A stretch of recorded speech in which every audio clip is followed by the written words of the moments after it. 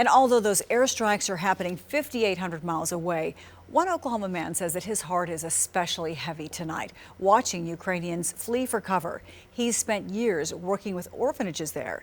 2 News Oklahoma's Katie Kelleher sat down with him today. Katie?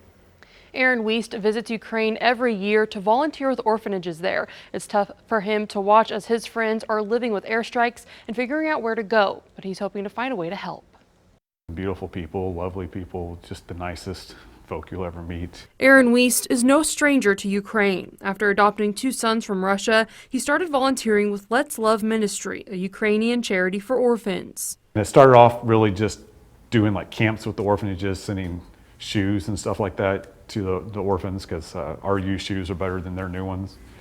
And but after the war, it kind of transferred to internally displaced people. With the Russian invasion, he's worried for his friends there. He says they're in different parts of the country, some with nowhere else to go, all of them able to hear airstrikes. You know, you're just worried for, physical safety still because there's a lot of airstrikes and missiles and things like that going on.